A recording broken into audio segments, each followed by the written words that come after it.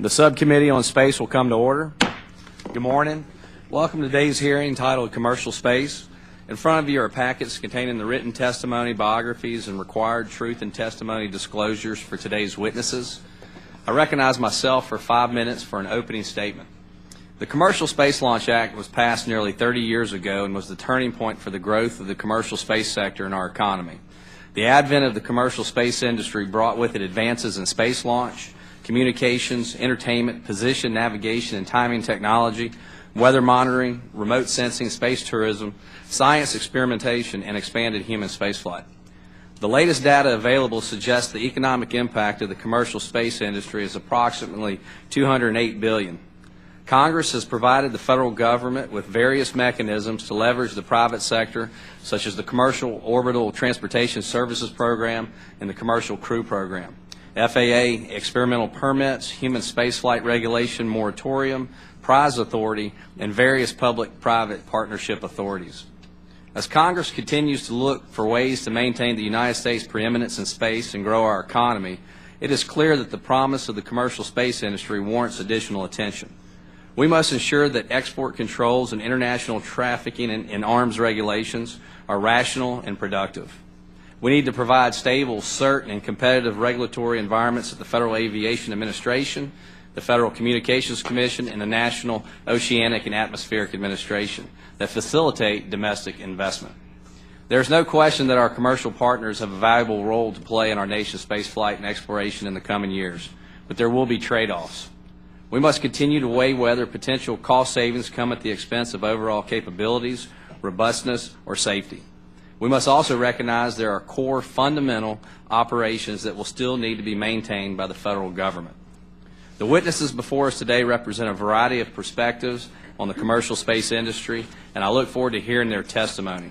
We're also pleased to have, or will have, the Majority Whip, Representative Kevin McCarthy, with us today. Representative McCarthy, along with Representative Bill Posey, introduced H.R. 3038, the Suborbital and Orbital Advancement and Regulatory Streamlining Act, or SOARS Act. The committee appreciates their leadership and willingness to work with us in developing policies that can grow our economy. Next year, we hope to take up a comprehensive commercial space bill to address these issues as well as many others. The commercial space industry has been invaluable to our successes in the past, and the future continues to look very bright. I look forward to working with my colleagues on both sides of the aisle, as well as with industry stakeholders, to come up with common sense policies that can help put people back to work, retain our skilled aerospace workforce, and protect our industrial base. Finally, I would like to address the perennial elephant in the room, commercial launch liability. This provision, which is so important to keeping our launch industry competitive in the international market, is set to expire once again at the end of the year.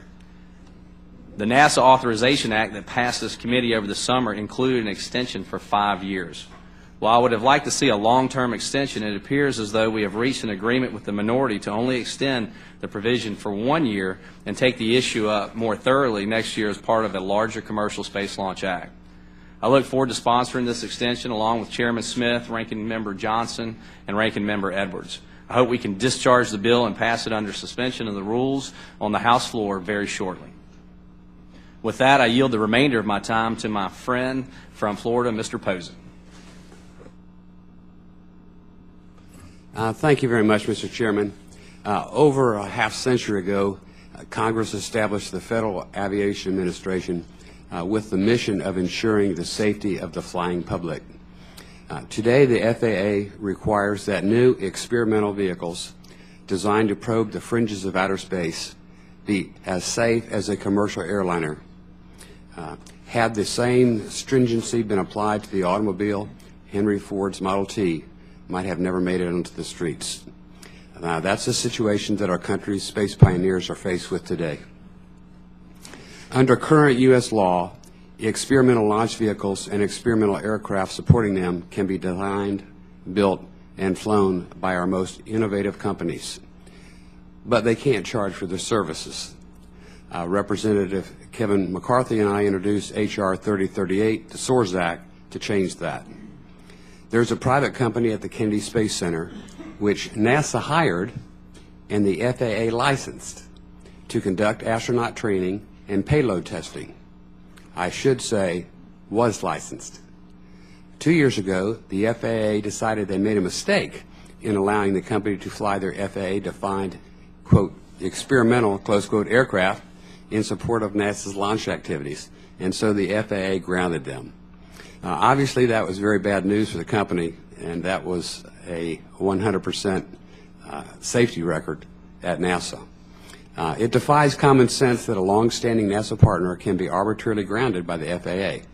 We need to fix the problem by updating our laws so our space innovators have the freedom they need to innovate, and regulators, such as the FAA, have the appropriate amount of flexibility to strike the right balance. Congressman McCarthy and I believe this bill will do that. Thank you, Mr. Chairman. I yield back. Thank you, Mr. Posey. With that, I yield to the ranking member, the gentlewoman, Ms. Bonamici. Thank you very much, Mr. Chairman, for holding today's hearing on commercial space, and welcome to our witnesses. Subcommittee Ranking Member Donna Edwards will join us shortly, and she asked me to take her place until then. Mr. Chairman, the Ranking Member also asked that her opening statement be included for the record. As many of the committee members have stated on several occasions, we see a strong link between the space program and the inspiration it provides to our younger generation through various STEM activities. Commercial space is an important component of that inspiration and a key source of jobs and innovation. The commercial satellite industry has experienced strong and steady growth over several years. I hope to hear today about what factors have contributed to such growth and how other commercial space ventures might learn from their successes. The audacious proposal from Mr. Tito and the entrepreneurial spirit overflowing at Mr. Witt's Mojave Spaceport demonstrate that America's yearning for deep space exploration and thirst for innovation are alive and well. But maintaining such enthusiasm requires a well-oiled partnership between the federal government, states, private industry, and academia. Thankfully, there are many indications to show that this partnership is alive and well. Just yesterday, the first high school-developed CubeSat was launched along with other payloads aboard the Air Force's ORS-3 mission on a Minotaur 1 rocket from NASA's Wallops facility. The Thomas Jefferson High School's CubeSat, known as TJ3SAT, is a joint project between the high school and industry partners to design and build a CubeSat to increase interest in aerospace technology. And a few weeks ago, I was pleased to see from my home state the Oregon Space Grant Consortium, which promotes STEM education through cooperative and interdisciplinary programs while recruiting and training NASA's next diverse workforce, announced its 2013-2014 scholarship recipients. This consortium, part of the National Space Grant College and Fellowship Program, is a statewide network of universities, colleges, museums, educators, researchers, students, and science professionals. Each of the scholarship recipients has expressed an interest in seeking a future in the aerospace, science, or education community and has attained the highest level of academic achievement. Our partnerships among government, industry, states, and academia need to match their goals, dedication, and high achievement with challenging and engaging work. So today I hope to hear our witnesses discuss their views on the state of the U.S. space workforce, how important STEM activities are to cultivating the skills that commercial space companies need, and what it will take to build the type of workforce that will eventually lead to our U.S. commercial space activities into the next century. Let's keep their inspiration alive by finding greater opportunities for partnership. Thank you very much, Mr. Chairman, again for holding this hearing, and I yield back the balance of my time. Thank you, Ms. Bonamici. I now recognize the chairman of the full committee for a statement. Okay. Thank you, Mr. Chairman, and I thank you, too, for having this hearing today. And I want to thank our witnesses for being here as well to share their expertise on this subject. It's appropriate, and I know he will be here momentarily, to have Representative McCarthy join us today to discuss his bill, H.R. 3038, the SOARS Act. This legislation seeks to streamline the regulatory process. It also amends parts of the Commercial Space Launch Act to provide clarity regarding new systems and how they are defined. Reducing red tape for our space entrepreneurs is a necessary step to ensuring their continued growth. The commercial space industry offers improvements to the quality of life for every person on the planet. The discoveries and applications that have come from space technology number in the hundreds. The storied past of American ingenuity and exceptionalism is filled with examples of entrepreneurs who push the boundaries of the possible. The commercial space industry relies on the same creative spirit. America has always been a nation of innovators and explorers. We continue to remain on the forefront of new discoveries and technologies. This industry could yield results that blur the lines between science fiction and science fact. Students of tomorrow could go to college to study a whole new field that resulted from the development of private space exploration. Perhaps in the next 20 years, we will see new technologies and business models that result in private space laboratories. For example, advances in the suborbital space industry could yield the potential to send a package or people from New York to Hong Kong in a matter of minutes. The applications of this type of travel are limitless. And, Mr. Chairman, I know you're going to more formally introduce our witnesses in just a minute, but I want to mention a couple of items about them as well. Our witness today, one of our witnesses today is Mr. Dennis Tito, Chairman of the Inspiration Mars Foundation. This foundation is the type of private space endeavor we should encourage. Their mission to send humans to orbit Mars in 8 years or less using mostly existing technology might well catch the public's imagination. We're also pleased to have Mr. Stuart Witt, CEO of Mojave Air and Spaceport, and a former test pilot and Top Gun with us today as well. There are exciting things happening in the Mojave Desert, and I've been there myself. The work of private companies and the spaceport add great value to our nation's space assets. Our final witness represents an often overlooked part of the commercial space industry that has actually been around for a long time. Patricia Cooper is the president of the Satellite Industry Association, and the commercial satellite industry provides many of our modern conveniences, and we are grateful for her perspective as well. I look forward to today's hearing and to working with my colleagues on both sides of the aisle to develop policies that encourage the growth of the commercial space industry. Thank you, Mr. Chairman, for the time, and yield back. Thank you, Chairman Smith. If there are members who wish to submit additional opening statements, your statements will be added to the record at this point. Mr. Chairman, may I ask to be recognized just for a second more? I want to apologize to the witnesses and express my regret that another committee I serve on is having a markup, and I'm going to have to leave soon for that markup, so we won't be able to be here the whole time. Thank you, Chairman Smith. At this time, we're just going to take a brief respite, and as we await the Majority Whip's arrival.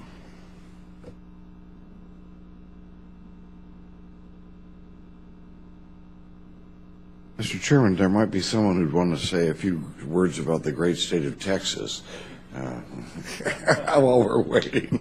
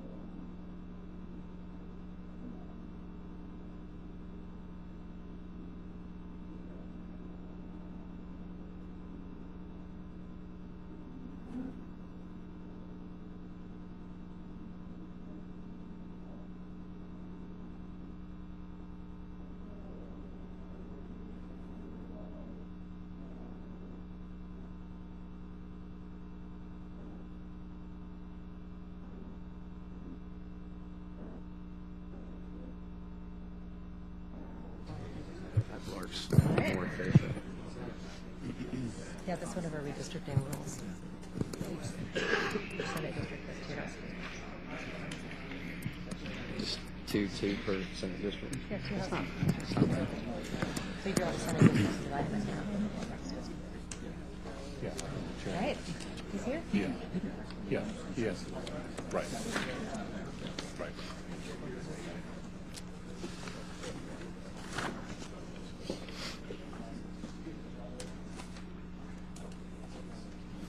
At this time, I would like to introduce our first witness, the Honorable Kevin McCarthy, the Majority Whip of the House of Representatives and the representative from California's 23rd District. Mr. McCarthy, your spoken testimony is limited to 5 minutes. Your written testimony will be included in the record of the hearing. I now recognize our first witness, Mr. McCarthy, for 5 minutes. Well, thank you, Mr. Chairman, for holding this important hearing today and for allowing me the opportunity to testify in support of commercial space and the Suborbital and Orbital Advanced Regulatory Streamlining, the SOARS Act. I want to also thank Congressman Posey for working with me to introduce this important legislation and his support for commercial space. America is built on a strong heritage of exploration, discovery, and innovation.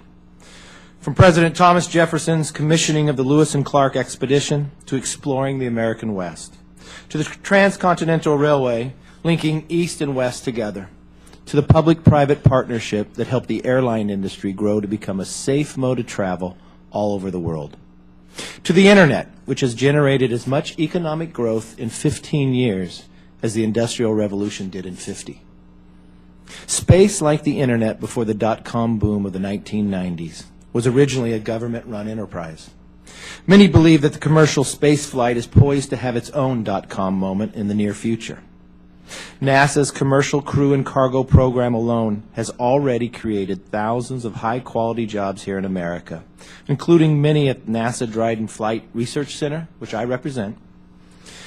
My district is also home to Mojave Air and Spaceport, where many commercial space flight companies have located to research, develop, and test their hardware that will soon take Americans back to space. This is why I support the commercial space flight industry. The creation of thousands of good-paying jobs on U.S. soil and the continuation of Americans' legacy in space exploration and innovative technologies. Think about this. Over the last 50 years, about 500 humans have been to space.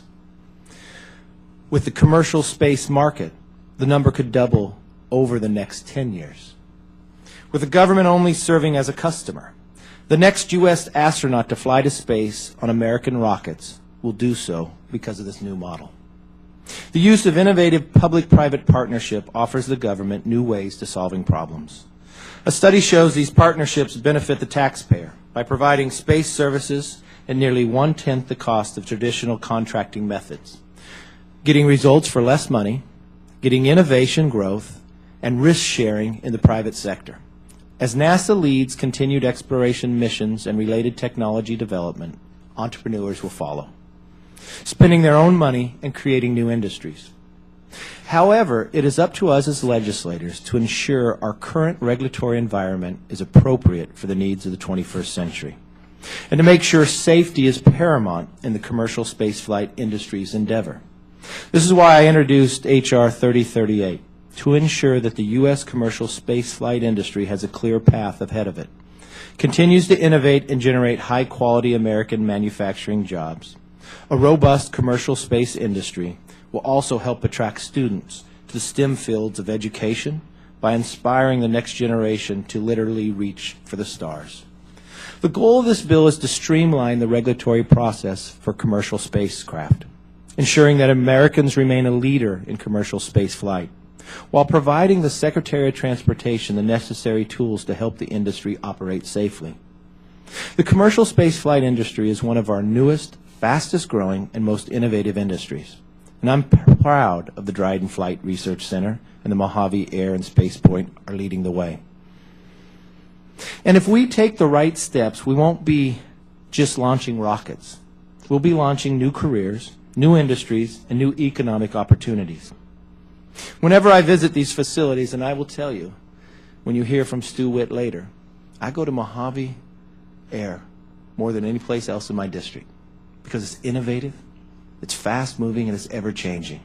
And it's not just changing for California and the United States, it's changing the world. And we're doing it in a private-public partnership that's been seen no other place. So the real possibilities will continue to grow. Again, you'll hear from Mojave's Executive Director, Stu Witt, who's also testifying today. But this legislation, along with Congressman Posey, is very simple. It is streamlining to make sure we keep the safety, but also maintain the growth and the leadership for America in spaceflight. Mr. Chairman, thank you for allowing me to testify, and I yield back my time. I thank Mr. McCarthy for his valuable testimony. The witness is excused, and we will move to our second panel. Thank you.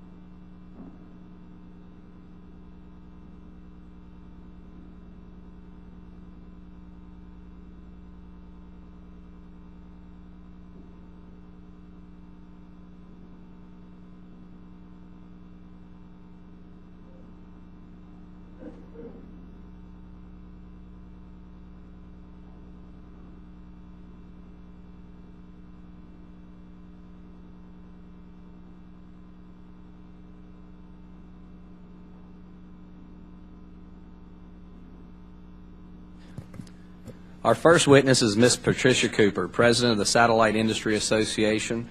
Our second witness is Mr. Stuart Witt, CEO and General Manager of the Mojave Air and Spaceport. And our third witness is Mr. Dennis Tito, Chairman of the Inspiration Mars Foundation. As our witnesses should know, spoken testimony is limited to 5 minutes each, after which members of the committee have 5 minutes each to ask questions. Your written testimony will be included in the record of the hearing. I now recognize our first witness, Ms. Cooper, for 5 minutes. Mr. Chairman, distinguished members of the subcommittee, thank you for inviting the Satellite Industry Association to testify today on commercial space. As the president of SIA, I'm pleased to represent here the unified voice of the nation's satellite industry, including satellite operators, manufacturers, launch companies, and service and ground equipment providers. Our sector pioneered the commercialization of space. Just over 50 years ago, Telstar 1 was launched as the first privately owned satellite. Today, fleets of satellites ring the globe, owned and operated by private companies from around the world. For the past 16 years, SI has been tracking our sector's performance in an annual State of the Satellite Industry report. Our most recent report, issued in October, showed global satellite industry revenues of nearly $190 billion last year, more than 60% of the world's entire space sector. The U.S. represents just under 45% of the global satellite industry, and U.S. satellite companies employ more than 225,000 Americans across all sectors. Commercial satellites are used to deliver services to every zip code in the U.S. and every continent. Satellite services directly for consumers are the engine driving the industry's overall growth. Satellite TV services alone earned nearly $90 billion in global revenue last year, joined with satellite radio, satellite broadband, and new services like in-flight broadband for airline passengers. Satellites also deliver hundreds of channels of media and broadcasting content everywhere, as seen in the iconic tagline, "Live via satellite," and the ubiquitous satellite news truck. Behind the scenes, we also link far-flung businesses, extend cellular and telecom networks, power emergency communications for first responders, and military communications for national security, and capture the Earth with remote sensing imagery used for everything from agriculture to humanitarian assistance and Google Earth. Satellites are an instant infrastructure that is reliably available every day, everywhere around the world, and we look to governments to maintain certain policy and market conditions to sustain our industry and pave the way for our growth and ongoing innovation. I'd like to highlight here 4 key aspects that drive the way we think about government policies. First, the satellite industry has particularly long business horizons. Satellite orders are typically placed 2 years before they are launched, and once on orbit last about 15 years. While economic and competitive conditions shift, satellite companies thrive with consistent regulatory and business environments. We look for swift and effective licensing for satellites and ground terminals and stable regulatory fees. Dramatic changes in government regulations and policies simply put at risk the hundreds of millions of dollars required to finance the manufacture, launch, and operation of a commercial satellite. Second, the satellite industry is inherently international. We serve entire continents or hemispheres, and U.S. satellite manufacturers compete in a dynamic global marketplace. As a result, international policies and fair trade rules are essential. Congress recently took an important step to support U.S. satellite exports when it passed the 2013 National Defense Authorization Act, which permits needed updates to the U.S. export controls on satellite technologies. These reforms, which are now being implemented by the executive branch, will assist the long-term competitiveness of U.S. satellite manufacturers, and for that, we offer our appreciation. Third, the satellite industry relies on radio frequency spectrum. Not only is spectrum used to fly our satellites, but it is the lifeblood of the vast array of communication services provided via satellite. Without spectrum, satellites simply would not function. The telecommunications industry is currently being consumed by a debate over how to allocate spectrum, and satellite frequencies are among those targeted for sharing or wholesale repurposing. The satellite industry has long supported efficient and sensible satellite spectrum policies, but changes require respect for existing critical services and an understanding of the demands of communicating with spacecraft tens of thousands of miles away. Shifts in spectrum policy must be careful, objective, and fact-driven to avert serious implications for satellite systems. Finally, the satellite industry is keenly focused on managing risk. Satellites must be robust enough to navigate a technically challenging launch campaign and survive the harsh environments of outer space. We have close ties with the financial and insurance industries that allow us to mitigate these unique risks and meet the high upfront costs of these satellite projects. While most financing is provided by the private sector, and rightfully so, governments around the world have also stepped in to provide export credit financing for international sales of satellites. SIA encourages Congress to continue to support a strong U.S. export-import bank to allow U.S. manufacturers to compete internationally. Finally, governments have offered indemnification against lawsuits resulting from catastrophic launch failures. Although this protection has never been drawn upon, the U.S. government should offer safeguards comparable to other leading spacefaring nations. SIA strongly supports extending this regime for a minimum of 10 years, if not permanently. In our more than 50 years of experience, the satellite industry has harnessed the power of space to serve national security, connect every corner of the globe, and deliver entertainment to every people on every continent. We fly a third of the satellites on orbit and have posted 10% average annual growth over the past decade, sustaining a robust worldwide space economy. The satellite industry is proud to lead the way for the safe, successful, and sustained commercialization of space. Mr. Chairman, distinguished members of the subcommittee, this concludes my testimony.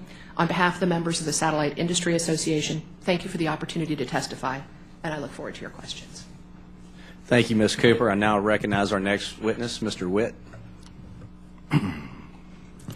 Chairman Palazzo, Representative Bonamici, Chairman Smith, Mr. McCarthy, members of the subcommittee, I want to thank you for the opportunity of addressing you this morning in the invitation to Congress. My name is Stuart Witt, and I am the CEO of Mojave Air and Spaceport located in southeast Kern County, California. Today our topic is America's commercial space industry, and my message to you from the high desert is that the American engineers and entrepreneurs in Mojave and other places across this great nation are successfully revolutionizing America's future in space. My story today is 100% a good news story. That didn't just happen. This committee enacted into law a Commercial Space Launch Amendments Act in 2004, sponsored by Mr. Rohrabacher, that created an informed consent regime for commercial human spaceflight.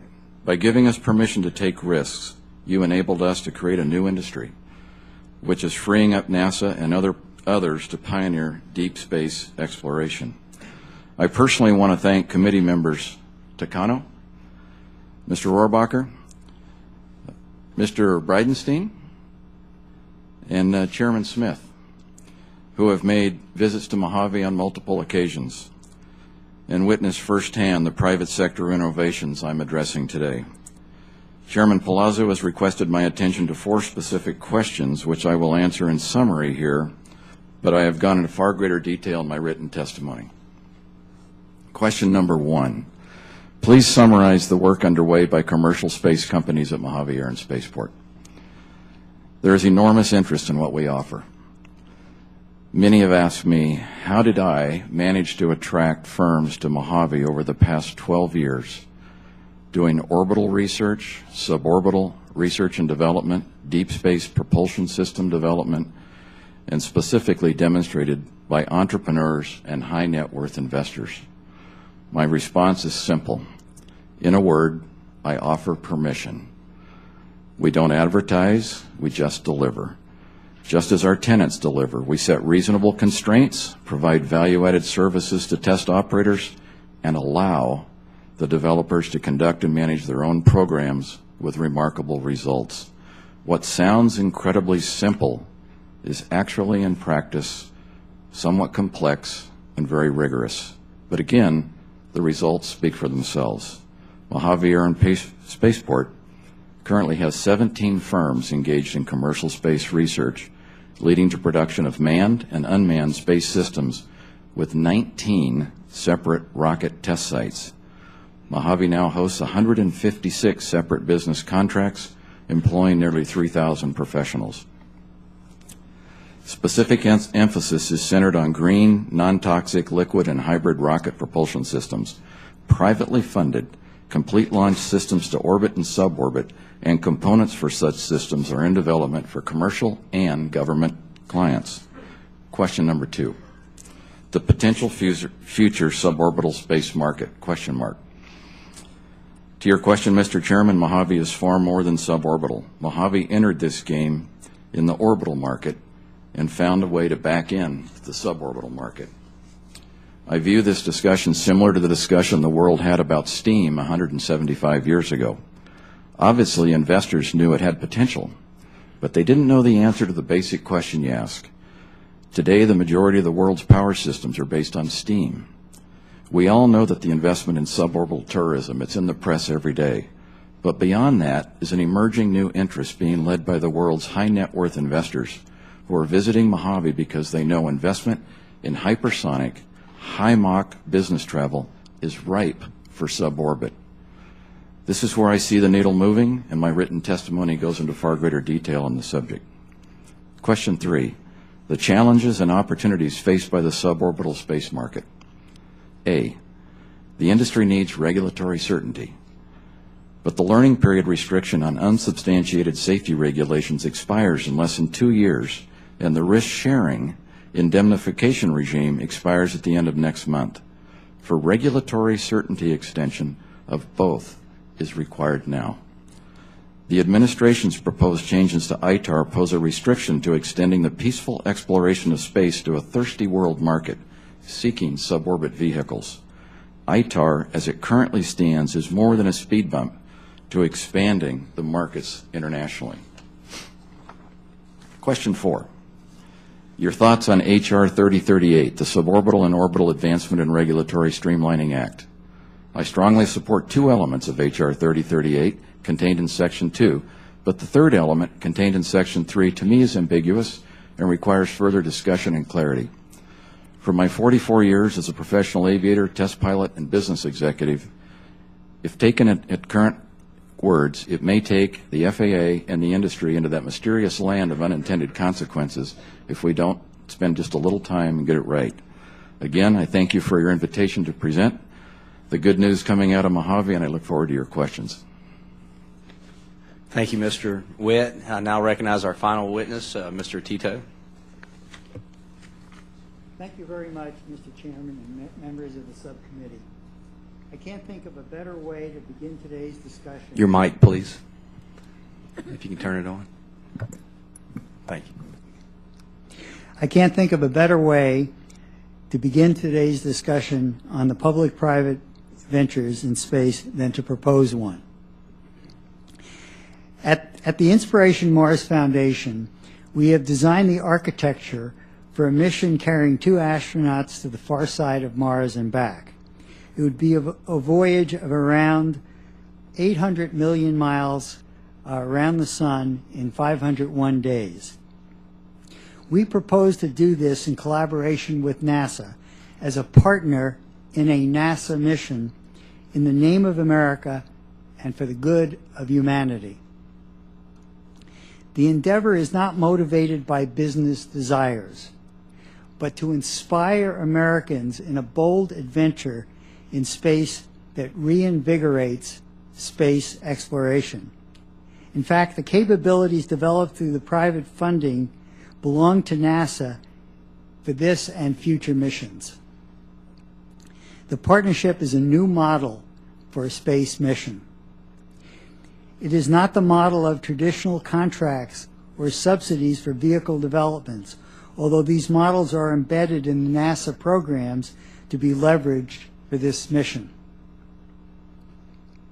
It is a philanthropic partnership with government to augment resources and achieve even greater goals than is possible otherwise. Philanthropy has historically benefited society beyond what governments can afford or justify. What better use is there for private funding than to challenge the imaginations of people all over the world by providing a spark that invigorates the space program to further human destiny, to learn more and improve our civilization. Just as exciting times in the space program have motivated young people to study math, science, and engineering in the past, benefiting all parts of U.S. industry, this mission will surely provide that benefit. No longer is a Mars flyby mission just one more theoretical idea. It can be done, not in a matter of decades, but in a few years. Moreover, the mission might just show the way for a new model for joint effort and financing. It would attract significant private funding while enabling NASA to do what it does best and to confirm that the United States is the unquestioned leader in space. The work of this subcommittee has helped to prepare the way with the 2010 authorization. That gave NASA the Space Launch System, the Orion program, and new commercial capabilities. We propose to combine all of these elements as we have explained in the architecture study report released this week. We can accomplish this flyby within a set launch schedule using rocket systems hardware already in testing and meeting established objectives that is part of the space policy for sending people to explore Mars. But the technology in the rockets and the systems are all virtually there. Why not move this mission to the here and now and not wait until the 30s? There's a compelling reason to do that in the word opportunity. Every 15 years or so, there's a rare planetary alignment relying on gravitational forces of Mars, Sun, and Earth. An American spacecraft would have to be on its way in the first days of 2018. Otherwise, we are looking at another 15 years before that alignment happens again. If we need a plan B, there's a mission 80 days longer that flies behind Venus before going to Mars, being a unique trajectory that could be flown in 2021. However, by then, another country, almost surely China, will have seen our missed opportunity and taken the lead for themselves. May I offer a frank word to the subcommittee? The United States will carry out a flyby mission, or will watch as others do it. If America is ever going to do a flyby mission of Mars, then we're going to have to do it in 2018. Given the Russian recognition and value of accomplishments in human space exploration, they have announced that they will re-commercialize the Energia rocket and make that available. They also have upgrades to their capabilities, which would allow them to fly in 2017. We feel it is our civic duty to bring this attention to the executive and legislative branches of government. In 2019, it will be 50 years since we landed on the moon. Let us hope that we can look back and say that we have accomplished something in that 50 years. Thank you very much, Mr. Chairman and the subcommittee, and I'd be happy to answer your questions. Thank you, Mr. Tito. I thank the witnesses for being available for questioning today. Reminding members that committee rules limit questioning to 5 minutes. The chair will at this point open the round of questions. The chair recognizes himself for 5 minutes. The current third-party liability risk-sharing regime has been in place for almost 2 decades. The purpose of this regime was to assist a nascent industry that needed a backstop for possible third-party claims in the event of an accident. Please explain to the committee why the indemnification regime is still necessary and what reforms to the current regime are needed. Mr. Witt, Ms. Cooper, you briefly touched on this topic. Will you please explain in detail or elaborate in detail? Thank you. Ms. Cooper. Thank you, Mr. Chairman. The Commercial Space Launch Act risk management provision is absolutely essential and an appropriate use for government in the view of the members of the Satellite Industry Association. We strongly recommend that it be renewed before it expires. The government's role in safeguarding for launch services is only at a very extraordinary circumstance. Under the FAA rules and the rules set out under the Launch Act, launch providers themselves are responsible for the bulk of damages that might occur if the unthinkable were to happen. The FAA sets a maximum probable loss limit of $500 million and expects their licensees to take responsibility for those damages, usually in the form of private launch insurance.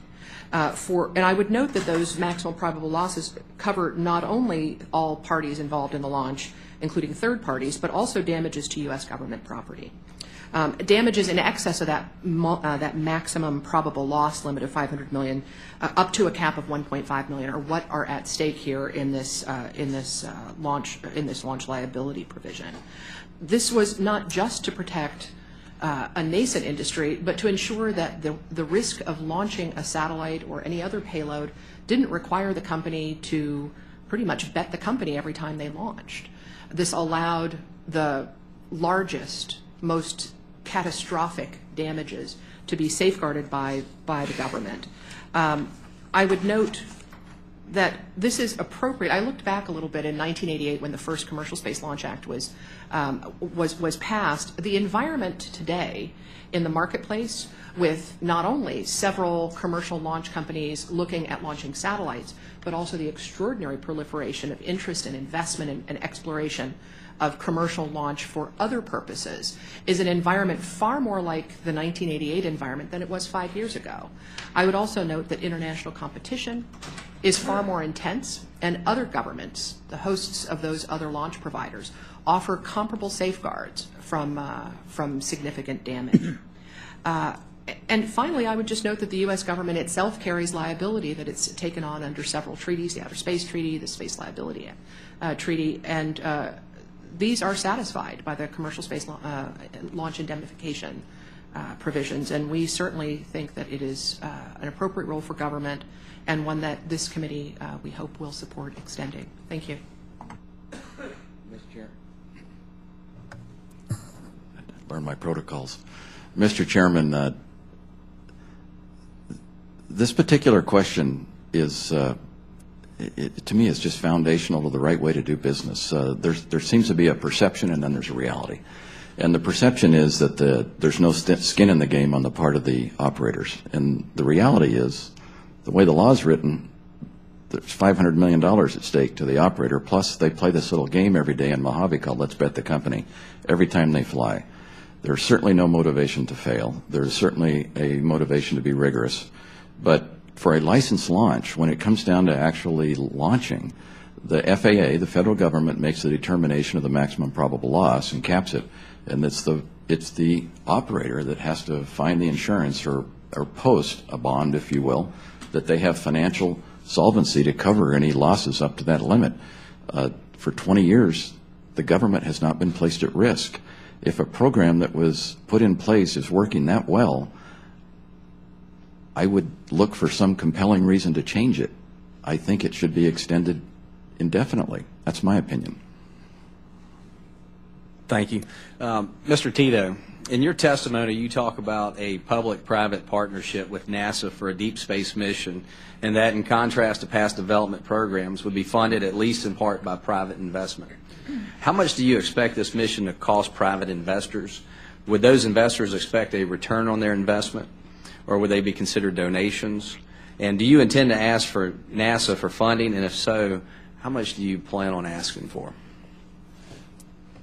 Well, this is a philanthropic effort, so you would not consider any contribution an investment. Once a mission was established and ongoing, I think there would be the prospect of raising several hundred million philanthropically, but not until we actually have a mission on the manifest. As far as overall cost, over and above what NASA is already spending on existing programs, I would say that it would be less than $1 billion.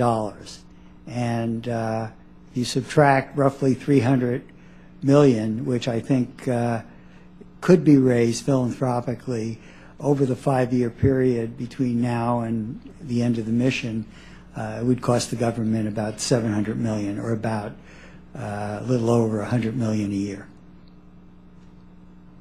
Well, thank you. My time has expired. I now recognize Ms. Bonamici. Thank you very much, Mr. Chairman, and thank you to the witnesses for your testimony.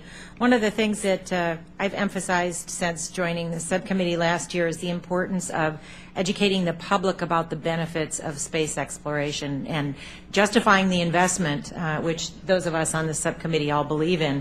And one of the things I wanted to point out, and thank you for Mr. Witt, is in your testimony talking about how there's been this spin-off potential beyond aerospace, especially with the discoveries being applied to, for example, conventional internal combustion engines. And I think the more the public knows about benefits beyond that and all-important leadership, the more we can convince the public that these are wise investments in space. So thank you for bringing that to our attention.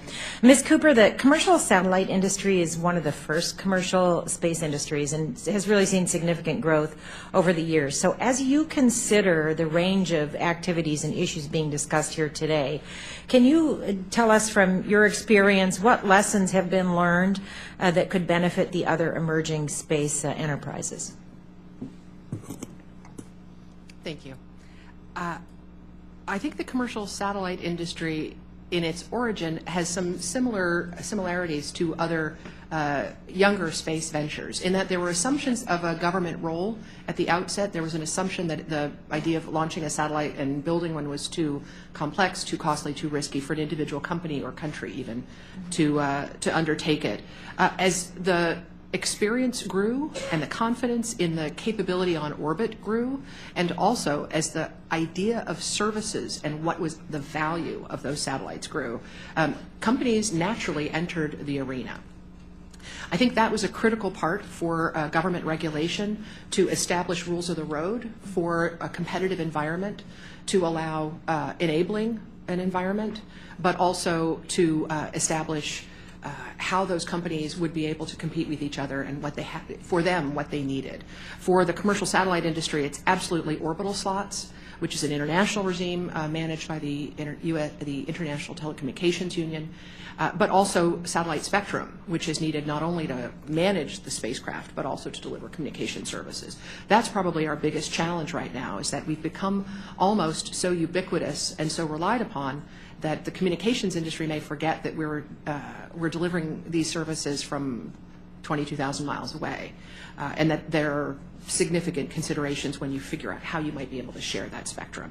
I would also just note the other consideration is safety and safety of flight. That's a genuine role for government regulation, and I think the partnership between industry and government is essential there to establish an understanding of what's in space and an understanding of what the private and government actors in space are doing for the safety of all in space. Thank you. Terrific. Thank you very much. And for all of you, the work that your organizations are performing calls for innovation, certainly a highly skilled workforce to achieve the goals, and certainly a competitive environment. So how important is the workforce to the growth of commercial space? And from your perspective, what's the most important thing we can do to ensure the future viability and sustainability of a workforce that's prepared for this type of work? I'll start with Mr. Witt.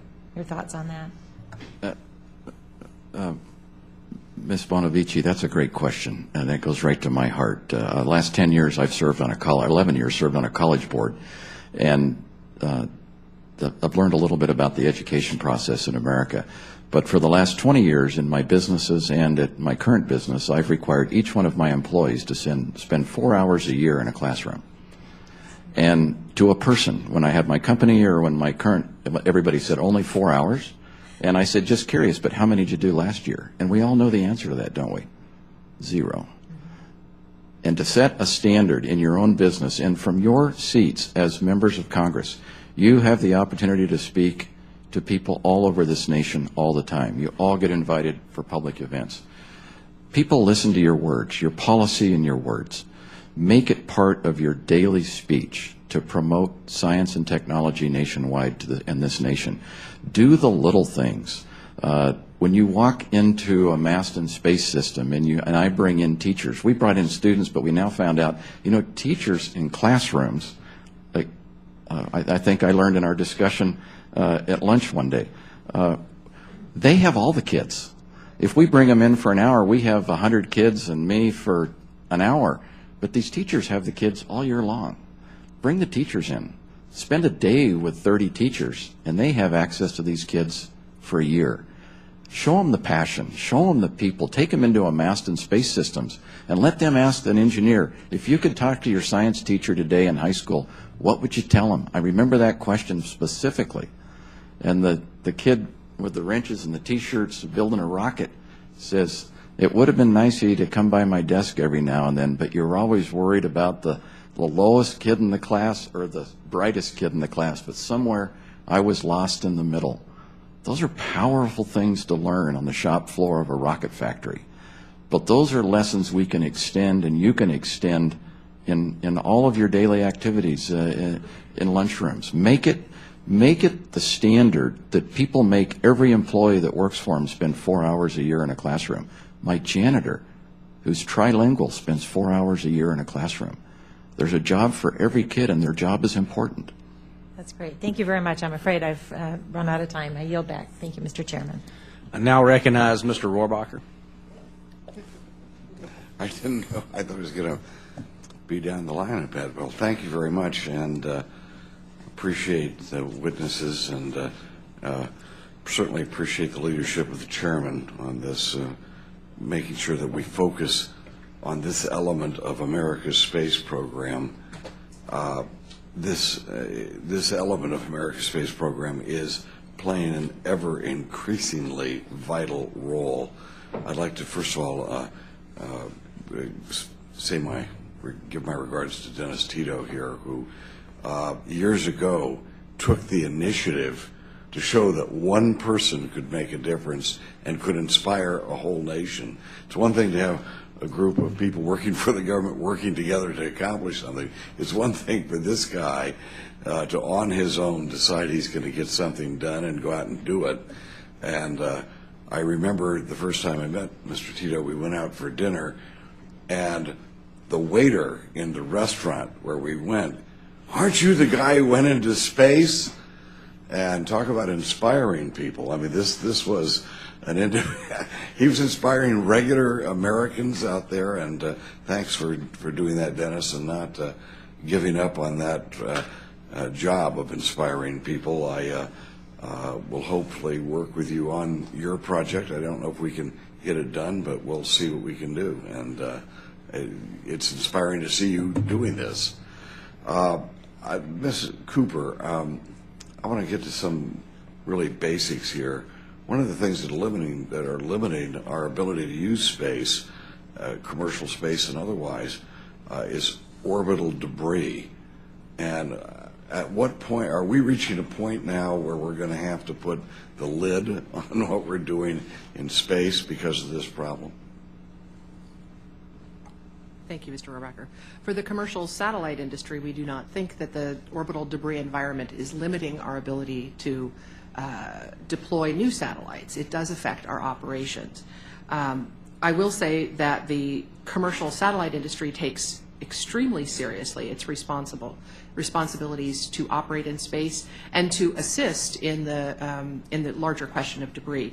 I want to point to a private initiative that many of the satellite operators have undertaken called the Space Data Association, in which a number of satellite companies have pooled their resources to explain where they are in very specific ephemeris data, also to share information about what they see on orbit, and also discuss EMI, RFI interference issues. Well, they share that with the Strategic Command as well. Well, that's very commendable that this is happening on a voluntary basis with your industry. I would suggest, Mr. Chairman, that dealing with the ever-increasing level of space debris might be one use of commercial space.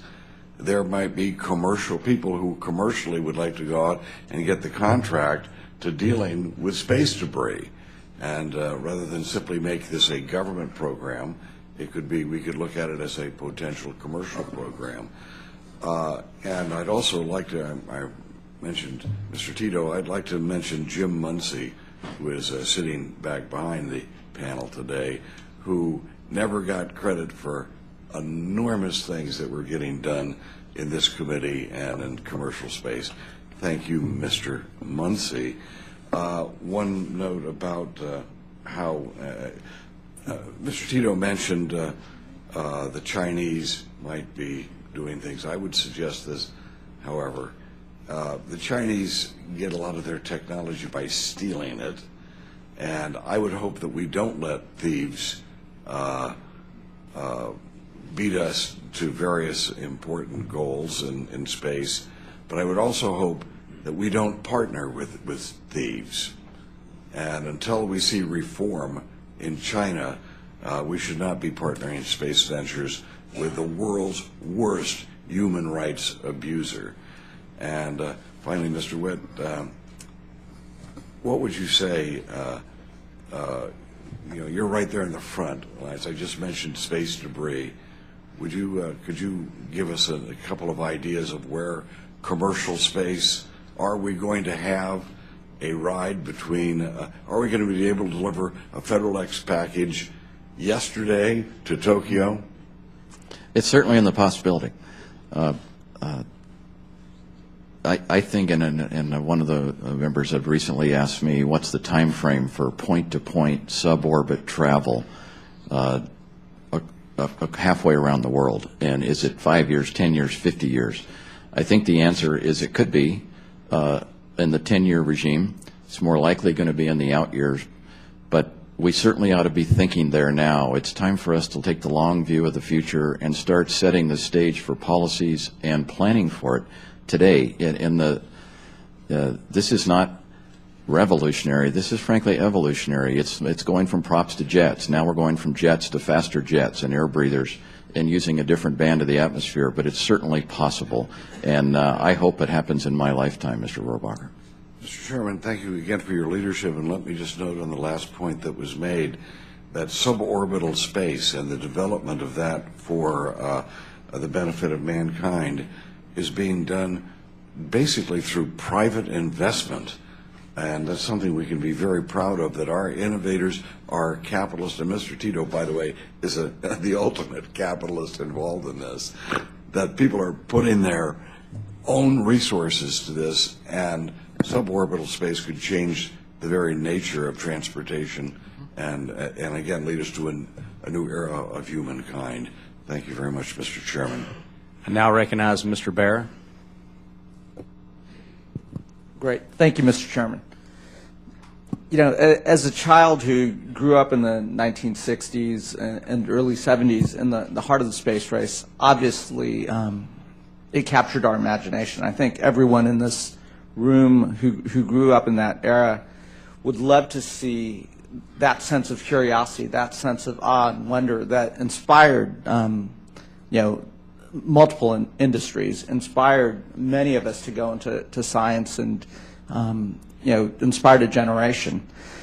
The challenge I have right now is, my 1 year in Congress, and I'll ask the members on the panel, could you in a sentence clearly define what NASA's mission is today, what we're trying to accomplish in a way that, President Kennedy clearly defined what we were aspiring to within a specific time frame and so forth. And, as a member of the Space Committee, I think I have a hard time. So I'd ask you what our mission is today, the one that inspires folks, that's clearly been articulated to the public. The commercial satellite industry is a little bit adjacent to NASA, so I'm going to yield to my colleagues on the panel.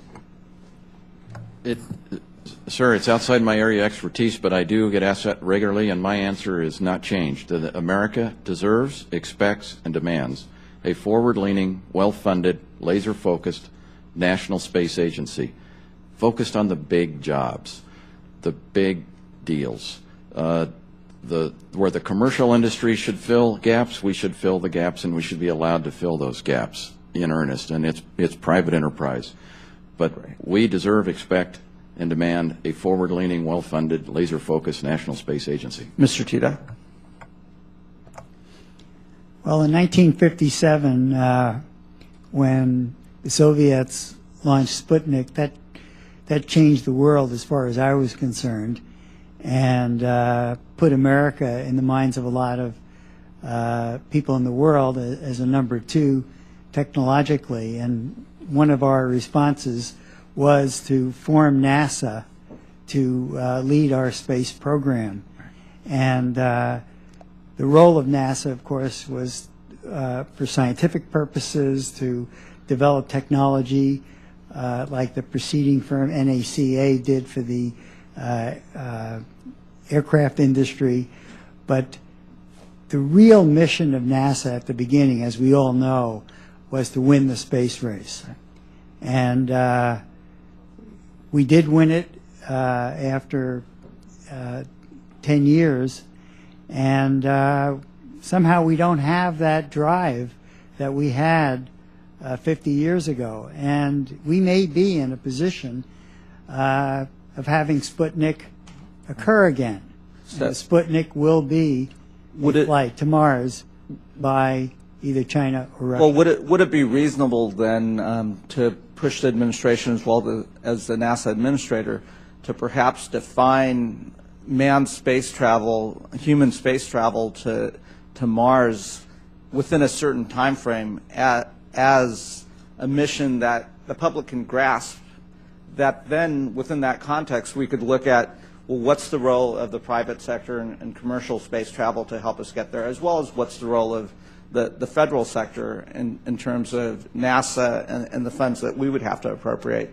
But again, I would challenge the administration as well as the NASA administrator to clearly define that, because then it makes our jobs a lot easier to say, okay, well, what framework allows us to both take the public sector and the private sector working together in an innovative way to go out there, capture the public imagination. Look, we're at a point where we have to make a decision as a nation. We can either make a decision to spend a relatively small amount of additional funds to a very expensive human exploration program now that does not have a mission, and make a mission out of it and be the first to get to Mars, or by not making a decision, we will be forfeiting that opportunity. Now, in 2021, we could get to Mars, but we may not be the only ones. It's an interesting mission. It's Venus and Mars. And, of course, we're proposing a man and a woman. That would make a very interesting combination. But I think we have to really look at this opportunity very seriously and decide one way or another as to whether the United States should pass on it or act on it. Great. I think that's a great place to end. I'll yield back. Just to add, Mr. Bear asked the same question a lot of us have been asking ourselves, and we get asked it a lot. And I would just like to reiterate, that's one of the reasons why the NASA Authorization Act is so important. It does establish a roadmap for NASA so we can come up with a timeline, destinations, and focus, laser-like focus, and back it up with our resources to achieve that objective. So this time I recognize Mr. Bridenstine. Thank you, Mr. Chairman, and just really like to thank the panel.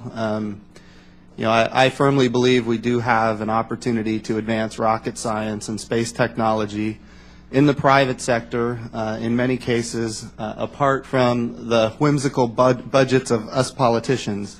And what you guys are doing in that area is unique and special, and you're really leading the way, and I appreciate that very much. What I'd like to ask Mr. Witt, part of your testimony, you talked about ITAR and some of the regulations that are affecting the commercial spaceflight industry, maybe space tourism.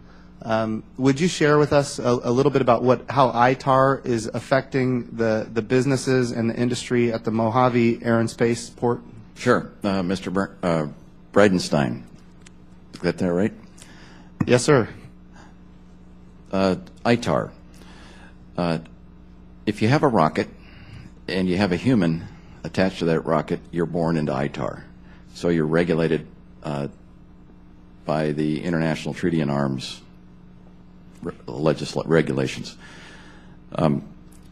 The developers at Mojave, let's just put a name to them, Maston, Xcor, and Virgin Galactic, all seek to make their industry a worldwide industry. They want to take American products and extend them around the globe. One of those investors happens to be an international investor, Sir Richard Branson. So isn't it ironic that an international investor developing a system in the United States, currently under current law, can't fly it outside the United States? I believe we have grown up in a new day. There are new products. We have agreements all around the world with nations that want to explore space for peaceful purposes. Space tourism is a great example. If I could choose a location where I would like to fly a suborbital space flight, I'd like to fly through the Aurora Borealis out of northern Sweden. It's fast. Why not? Fly at night. Do something that no one else has done, like Mr. Tito suggests. This is what's possible. But unless we find some relief on the ITAR regulations and really crack that can open and take a look, I don't think we're going to be able to extend these things internationally, and we need to. It's good for American business. When you think about the market for whether it's space tourism or private space suborbital science experiments and exploration, that market exists in large part outside our own country. While it does exist in our own country, could you give maybe an example of how big that market would be if we were able to take that market outside the United States? The Tory group is a great place to ask that question. I'm not expert in that, but I do know the studies are out there and the numbers exist, and I would recommend to the committee that you ask for that, maybe through the CSF. But it is a market. Like Mr. Tito said, if we don't provide the services, they're going to buy the services from providers that are willing to provide the services. They're out there. Right. I think we need to be in the game in all corners, and I think you're not trying to find relief. I totally agree with Mr. Rohrbacher's comments, but ITAR is more than a speed bump. It's currently written. When you think about investment in the private spaceflight industry, we think about high net worth investors. Can you share what is the resistance, or is there resistance to receiving investment from institutional investors? Is that is it happening? Is it slow to happen? Can you share a little bit about that? I don't have any examples of that currently. The majority of my tenants are the high net worth investor. Some institutional investing is starting to show up. I have said for years we'll have an industry when we have an underwriter, right, and we have Wall Street. We're starting to show signs of both. But I think it took some successes, namely by SpaceX, now Orbital Sciences, now Boeing. It's going to take new players in the system showing enormous successes to start drawing in the more institutional, conventional investment. And I think it's beginning to happen. And of course, indemnification, which you guys are very interested in, is a key piece of attracting that kind of institutional investor. Is that correct? It brings certainty to the game, absolutely. And sure. I think that we look to the government to be a good partner. We can't keep moving the goalposts or changing the rules. The indemnification regime is sound policy. It's worked. Right. And the operators have the skin in the game first, and then the government's portion has never been used. Roger that. Thank you. I yield back. I now recognize Mr. Vesey. Thank you, Mr. Chairman. I wanted to ask you a little bit about commercial space activities and pop culture. I know that you probably have saw that Lady Gaga is going to be the first person to perform in space. I think that's going to happen sometime in 2015, and I believe she's going to. I think it is in conjunction with Richard Branson. And just wondering what you thought, pop culture and how maybe it can play a role in sort of aiding or just getting people more interested in what's going on in commercial space travel. Is that for me, Mr. Vesey? Yes. Okay. Lady Gaga. Okay. I got to admit, I didn't know I was going to get this question in front of Congress. I'll tell you, I do have an answer for that. I think you raise a valid question. When you talk about the totality of an industry, industries usually come along with different things like fashion, food, housing. All those certain elements are key to commercial space. What will you take? What provisions do you need? How long do you plan to be on this journey? What do you wear? All these questions. But the industry on the ground around that tends to mirror trends. And I don't know anything about the Lady Gaga, Sir Richard Branson thing you mentioned. It's a little out of scope for Mojave. But I do know that fashion design and pop culture, that Rocket Man. Elton John. Elton John. Right. I mean, there you go. I play it every time we launch a rocket. It's certainly important to capture the young people and to get them engaged. It certainly has a role, and I think it's greater than just the pop culture. It's more fashion, design, food, the whole industry. Do you think there's anything that NASA could possibly learn as because one of the things about Richard Branson, like for instance, even in commercial air travel, if you go to his airline, whenever you're getting your ticket at the kiosk, they're playing Red Hot Chili Peppers. It's a different sort of a vibe, and obviously some of the things that they're doing with pop culture and this Lady Gaga flight is really interesting. Do you think there's something that NASA can learn in order to maybe inspire a lot of young people that may be interested in space travel, or may even maybe be able to sort of catapult space travel to what it probably was like back in the 1970s and early 80s for a lot of young people? It's possible, but it's an engineering organization, and engineers don't tend to think in terms of pop culture. It doesn't come oozing out of them naturally. But certainly NASA could use a dose of marketing skills that come from the Branson organization. They are absolute expert at that, in selling the brand and selling the concept.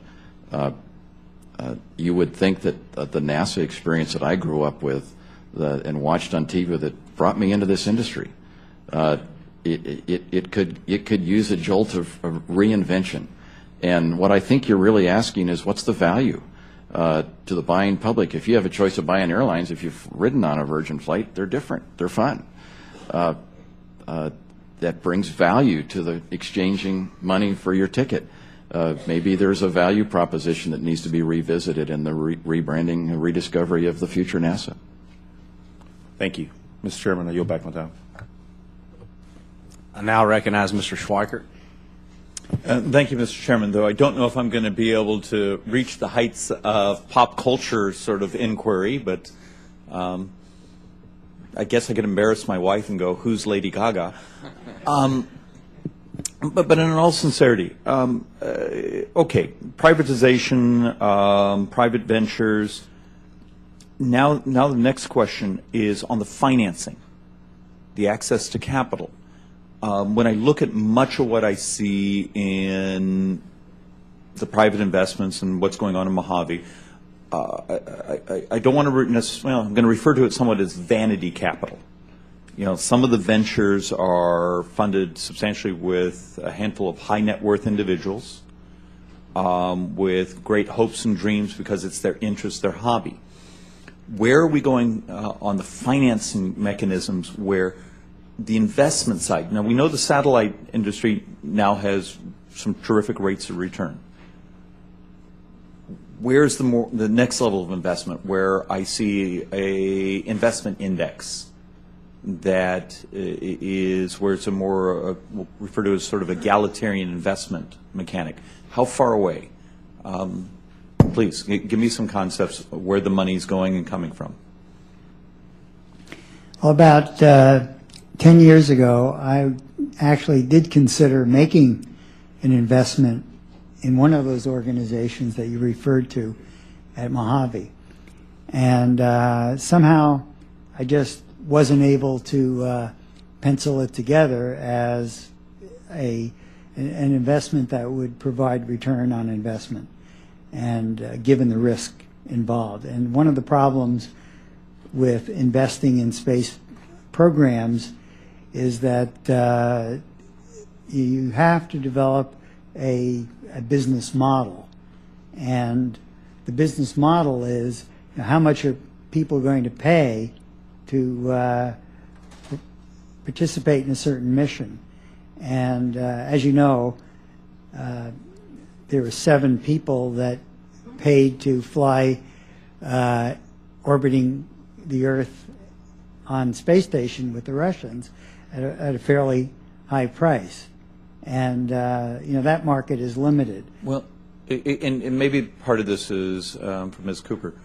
We do now see, I guess, a series of very standardized, structured investments to finance communication satellites, satellites that drive data. From your view of the world, from the satellite industry, is that the future for other types of financing mechanisms?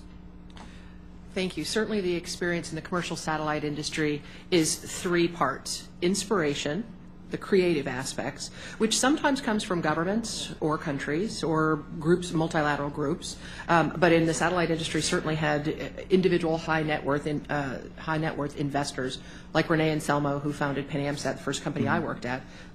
An absolutely untenable plan. But literally, and then you have third. to, if I may go then to the second piece, which is you have to show a certain technical capability to deliver the service. And finally, you have to close a business case to show how you're going to sustain what is typically a high upfront investment cost.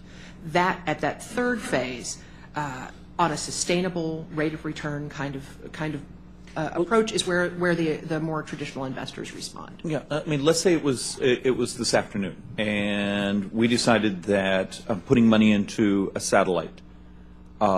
Typically, my understanding is most satellite launches are sponsored. It's we're a company, it's communication. We need 40% of the drive or the bandwidth capacity.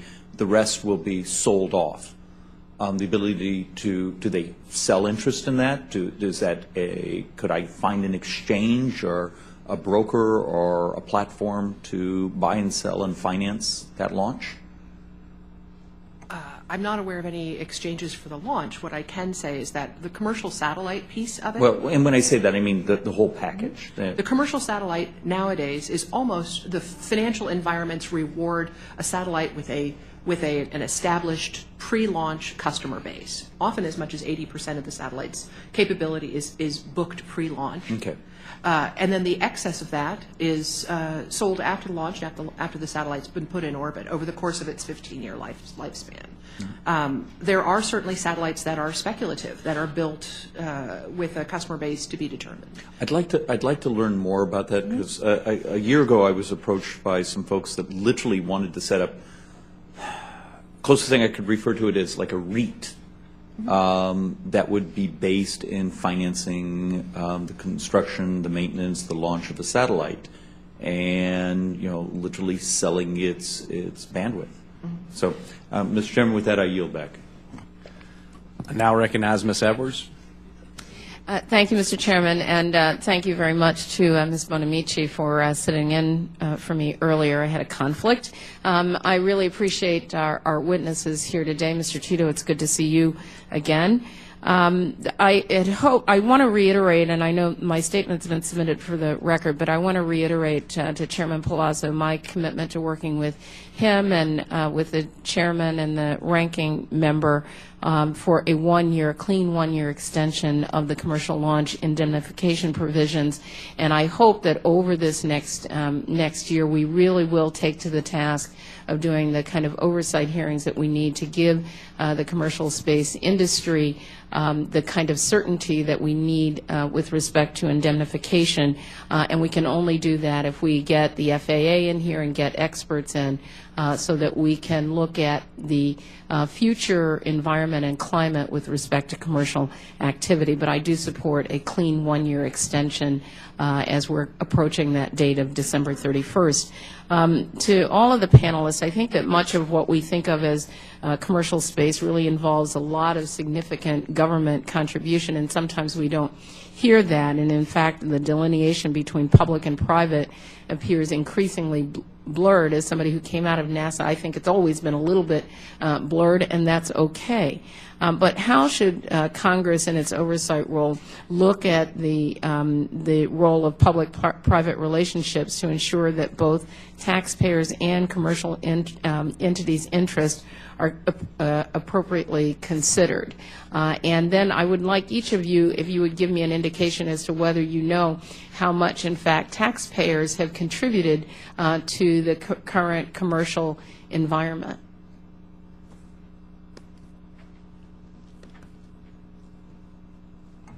For the commercial satellite sector, there's not a taxpayer contribution. These are privately financed, privately launched, privately operated satellites. Obviously, there's government regulatory regimes that license and oversee those. It is my understanding at the FCC, for example, that those license fees are cost-based in terms of the agencies. What about the technology that went into the commercial satellite industry? Yeah, any idea of the contribution of NASA or any of our agencies in terms of their contribution?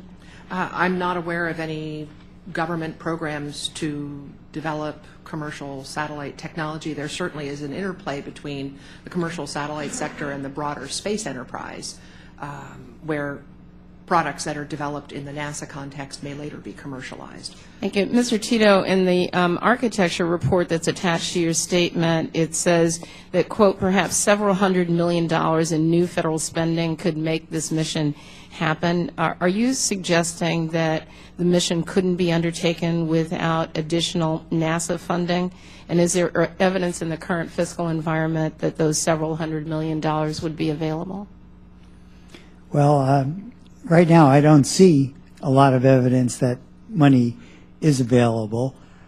We do have an opportunity in 4 years, but we have an opportunity in 8 years, and a lot can happen.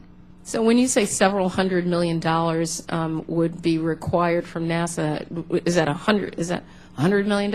Is it $900 million? Well, I think initially we're talking about per year, so it might be 100 to 200 million a year would be needed to fund the dual-use upper stage, which the nation needs anyway to provide heavy lift capability. So that would be one project that would have to take place. And that would require taxpayer support, right? Yes. Okay. And it's already planned, but it's not funded yet over the longer term period. And Mr. Witt, do you have an idea of how much taxpayer support has gone into the commercial activities that you're engaged in or that others of your partners are? Ms. Edwards, I can only speak to Mojave Air and Spaceport. We're a California special district, so we're a quasi-government entity that can qualify for federal grants that from the FAA and others. And I think I gave that to the committee, and I could give you a number, but the exact number was submitted in my packet. But it was a good question, and we did extend a runway, and we, I think, bought a fire truck. So we're talking in terms of a couple $1 million. But my organization, if we don't make money, I don't pay my employees. I don't get any operational funds from anyone. I have to run as a business, and so there has been some public investment, but it's in terms of my total operation, it's small. Yeah, and I'll close, Mr. Chairman. I guess the point is, and I don't mind that, and I really do understand that the point of the commercial space industry is to make money, but I think sometimes the public gets confused as though somehow this industry would just be off and going on its own without the requisite support of technology and other kinds of development and investment that the taxpayers made. And I think we get a great benefit for the bargain, but I don't want to pretend that we can engage in this activity without the hand of the taxpayer in there helping it out. Thank you very much, Mr. Chairman. I now recognize Ms. Wilson. Thank you, Mr. Chair. This is a very interesting hearing this morning.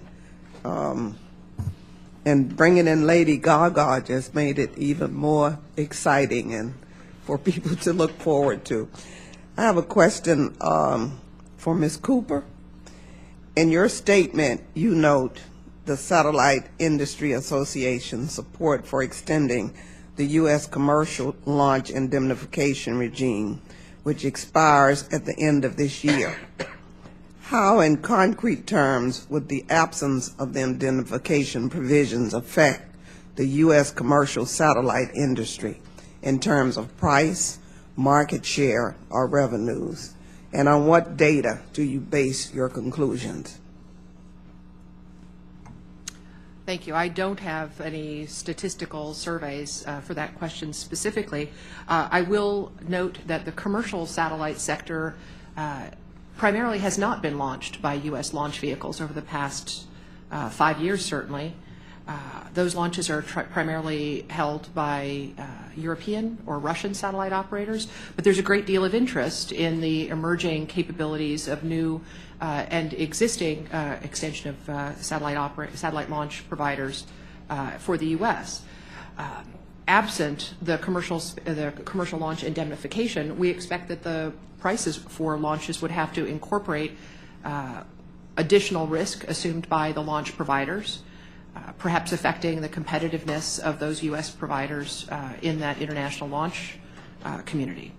I don't have a data on how much that would be on that speculation. Thank you. Okay, thank you. Mr. Witt, the SOARS Act seeks to introduce a number of provisions to streamline commercial spaceflight. I'd like to understand from your perspective what is missing from the existing law that needs fixing, and how, in your view, the SOARS Act would address those issues. Okay, Ms. Wilson. The SOARS Act, as presented, has two provisions, I believe, in Section 2 and one in Section 3. And the two in Section 2 basically provide one-stop shopping for an applicant seeking a license to operate. And currently, it almost have to understand the FAA to understand the provision in the law. But the way the FAA is organized, they have people that manage air traffic control, they have people who fund airports, they have people who license pilots and aircraft and maintainers, and then they have people who license launches. Well, we have a new day. Now we have airplanes, purpose-built airplanes that are stage one that carry a rocket aloft and then launch. So you have this hybrid. Where does it fit? And it creates, again, some uncertainty in the current law because we have new developments. And the law just aims to streamline that in Section 2. The Section 3 provision, and it really is a great provision, where commercial companies can provide training for participants who choose to buy tickets to go to suborbit on commercial lines. It's a mechanism for training these people to make them aeronautically adaptable to the flight they're about to take. If you can imagine being in a very confined space with 6 colleagues for an hour to go to space, it would, I think, if you spent $250,000 or $100,000 for that experience, it's reasonable from a business perspective to assume that all of you had similar training before the experience, so you could handle it physiologically. That's what Provision 3 intends to allow. The question I had in my testimony was, does that belong under AVS at FAA or does it belong under AST?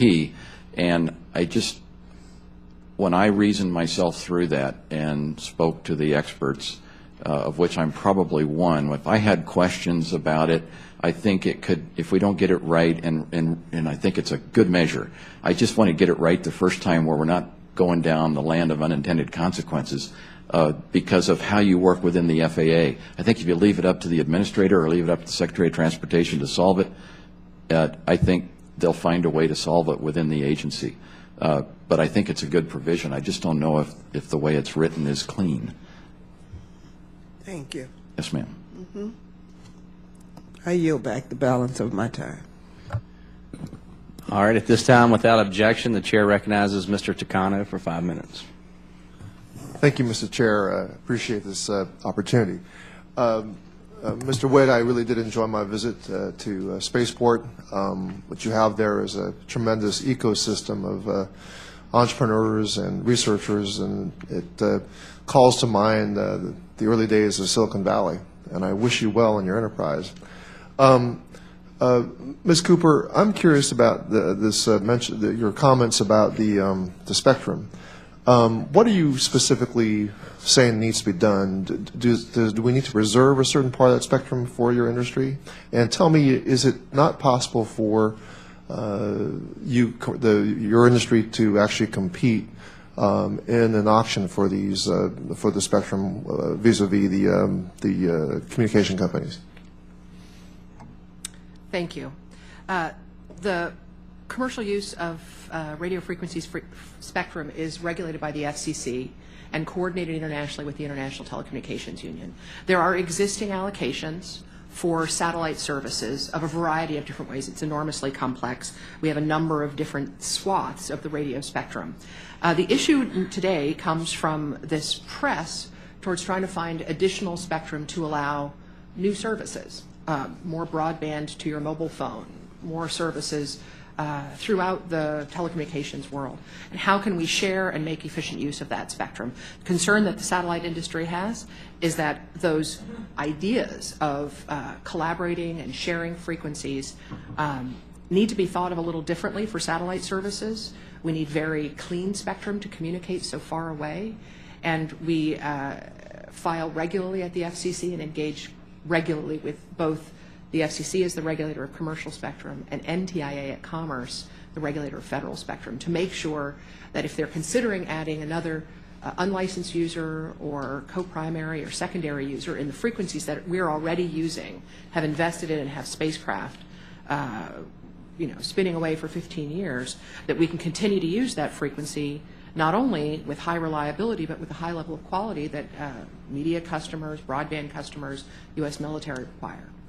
Well, thank you, Mr. Witt. I also visited, visited the Dryden Space Center at Edwards, along with my visit to Spaceport.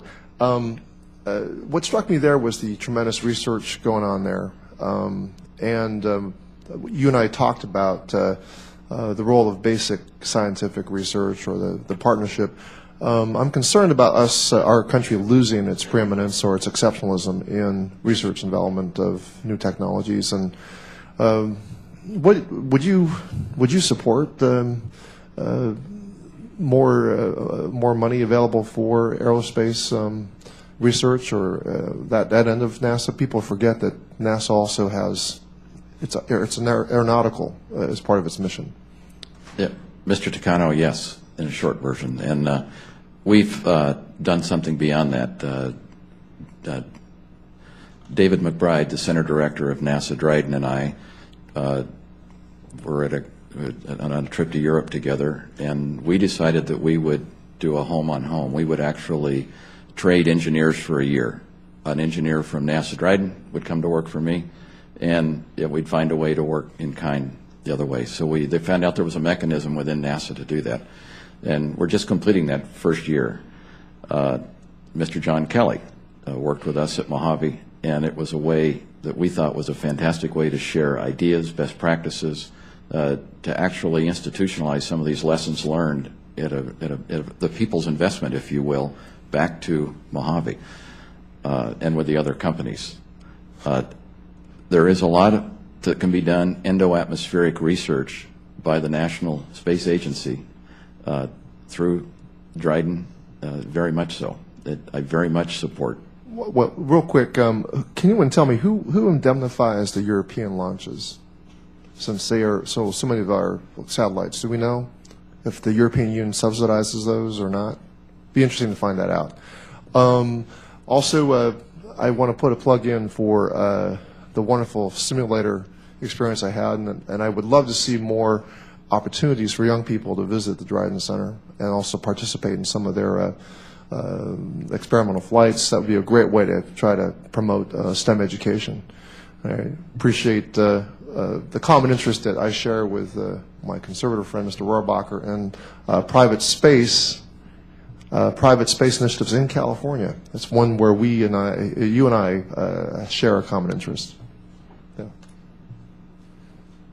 I yield back, sir. Gentleman yields back. I want to thank the witnesses for their valuable testimony and the members for their questions. The members of the committee may have additional questions for you, and we will ask you to respond to those in writing. The record will remain open for 2 weeks for additional comments and written questions from members. The witnesses are excused, and this hearing is adjourned.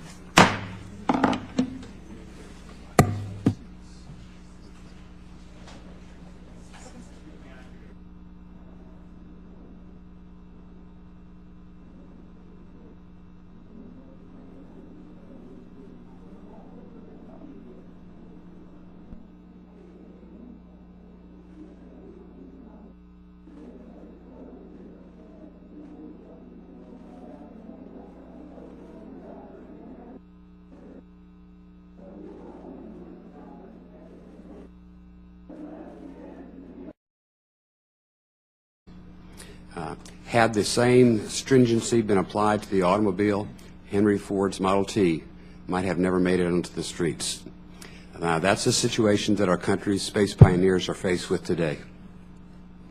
Under current U.S. law, experimental launch vehicles and experimental aircraft supporting them can be designed, built, and flown by our most innovative companies. But they can't charge for their services. Representative Kevin McCarthy and I introduced H.R. 3038, the SOARS Act, to change that. There's a private company at the Kennedy Space Center which NASA hired and the FAA licensed to conduct astronaut training and payload testing. I should say, was licensed.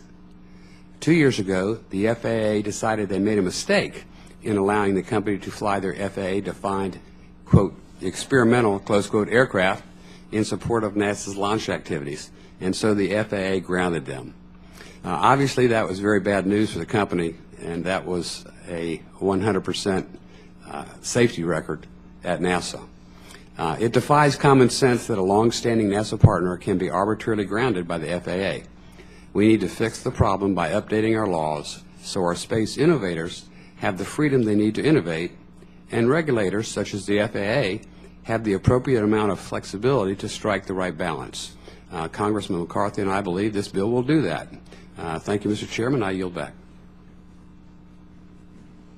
Thank you, Mr. Posey. With that, I yield to the ranking member, the gentlewoman, Ms. Bonamici. Thank you very much, Mr. Chairman, for holding today's hearing on commercial space, and welcome to our witnesses. Subcommittee Ranking Member Donna Edwards will join us shortly, and she asked me to take her place until then. Mr. Chairman, the Ranking Member also asked that her opening statement be included for the record. As many of the committee members have stated on several occasions, we see a strong link between the space program and The Subcommittee on Space will come to order.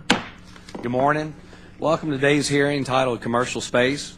In front of you are packets containing the written testimony, biographies, and required truth and testimony disclosures for today's witnesses. I recognize myself for 5 minutes for an opening statement. The Commercial Space Launch Act was passed nearly 30 years ago and was the turning point for the growth of the commercial space sector in our economy. The advent of the commercial space industry brought with it advances in space launch, communications, entertainment, position, navigation, and timing technology, weather monitoring, remote sensing, space tourism, science experimentation, and expanded human spaceflight. The latest data available suggests the economic impact of the commercial space industry is approximately $208 billion. Congress has provided the federal government with various mechanisms to leverage the private sector, such as the Commercial Orbital Transportation Services Program and the Commercial Crew Program, FAA experimental permits, human spaceflight regulation moratorium, prize authority, and various public-private partnership authorities. As Congress continues to look for ways to maintain the United States' preeminence in space and grow our economy, it is clear that the promise of the commercial space industry warrants additional attention. We must ensure that export controls and international trafficking and arms regulations are rational and productive. We need to provide stable, certain, and competitive regulatory environments at the Federal Aviation Administration, the Federal Communications Commission, and the National Oceanic and Atmospheric Administration that facilitate domestic investment. There is no question that our commercial partners have a valuable role to play in our nation's spaceflight and exploration in the coming years, but there will be trade-offs. We must continue to weigh whether potential cost savings come at the expense of overall capabilities, robustness, or safety. We must also recognize there are core fundamental operations that will still need to be maintained by the federal government. The witnesses before us today represent a variety of perspectives on the commercial space industry. Engaging work. So today I hope to hear our witnesses discuss their views on the state of the U.S. space workforce, how important STEM activities are to cultivating the skills that commercial space companies need, and what it will take to build the type of workforce that will eventually lead to our U.S. commercial space activities into the next century. Let's keep their inspiration alive by finding greater opportunities for partnership. Thank you very much, Mr. Chairman, again for holding this hearing, and I yield back the balance of my time. Thank you, Ms. Bonamici. I now recognize the chairman of the full committee for a statement. Okay. Thank you, Mr. Chairman, and I thank you, too, for having this hearing today. And I want to thank our witnesses for being here as well to share their expertise on this subject. It's appropriate, and I know he will be here momentarily, to have Representative McCarthy join us today to discuss his bill, H.R. 3038, the SOARS Act. This legislation seeks to streamline the regulatory process. It also amends parts of the Commercial Space Launch Act to provide clarity regarding new systems and how they are defined. Reducing red tape for our space entrepreneurs is a necessary step to ensuring their continued growth. The commercial space industry offers improvements to the quality of life for every person on the planet. The discoveries and applications that have come from space technology number in the hundreds. The storied past of American ingenuity and exceptionalism is filled with examples of entrepreneurs who push the boundaries of the possible. The commercial space industry relies on the same creative spirit. America has always been a nation of innovators and explorers. We continue to remain on the forefront of new discoveries and technologies. This industry could yield results that blur the lines between science fiction and science fact. Students of tomorrow could go to college to study a whole new field that resulted from the development of private space exploration. Perhaps in the next 20 years we will... Inspiration it provides to our younger generation through various STEM activities. Commercial space is an important component of that inspiration and a key source of jobs and innovation. The commercial satellite industry has experienced strong and steady growth over several years. I hope to hear today about what factors have contributed to such growth and how other commercial space ventures might learn from their successes. The audacious proposal from Mr. Tito and the entrepreneurial spirit overflowing at Mr. Witt's Mojave Spaceport demonstrate that America's yearning for deep space exploration and thirst for innovation are alive and well. But maintaining such enthusiasm requires a well-oiled partnership between the federal government, states, private industry, and academia. Thankfully, there are many indications to show that this partnership is alive and well. Just yesterday, the first high school-developed CubeSat was launched along with other payloads aboard the Air Force's ORS-3 mission on a Minotaur 1 rocket from NASA's Wallops facility. The Thomas Jefferson High School's CubeSat, known as TJ3SAT, is a joint project between the high school and industry partners to design and build a CubeSat to increase interest in aerospace technology.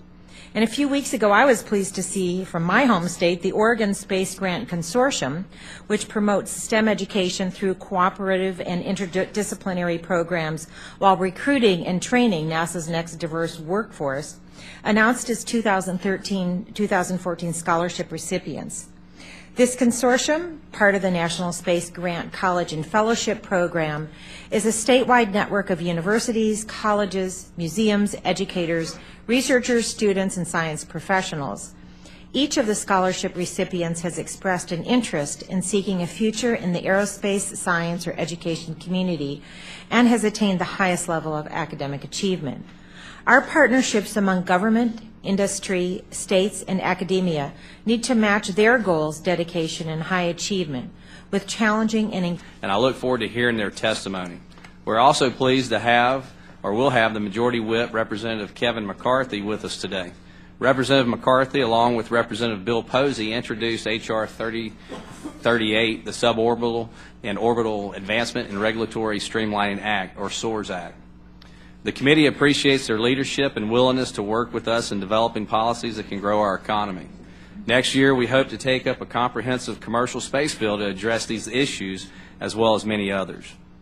The commercial space industry has been invaluable to our successes in the past, and the future continues to look very bright. I look forward to working with my colleagues on both sides of the aisle, as well as with industry stakeholders, to come up with common sense policies that can help put people back to work, retain our skilled aerospace workforce, and protect our industrial base. Finally, I would like to address the perennial elephant in the room, commercial launch liability. This provision, which is so important to keeping our launch industry competitive in the international market, is set to expire once again at the end of the year. The NASA Authorization Act that passed this committee over the summer included an extension for 5 years. While I would have liked to see a long-term extension, it appears as though we have reached an agreement with the minority to only extend the provision for 1 year and take the issue up more thoroughly next year as part of a larger Commercial Space Launch Act. I look forward to sponsoring this extension along with Chairman Smith, Ranking Member Johnson, and Ranking Member Edwards. I hope we can discharge the bill and pass it under suspension of the rules on the House floor very shortly. With that, I yield the remainder of my time to my friend from Florida, Mr. Posen. Thank you very much, Mr. Chairman. Over a half century ago, Congress established the Federal Aviation Administration with the mission of ensuring the safety of the flying public. Today, the FAA requires that new experimental vehicles designed to probe the fringes of outer space be as safe as a commercial airliner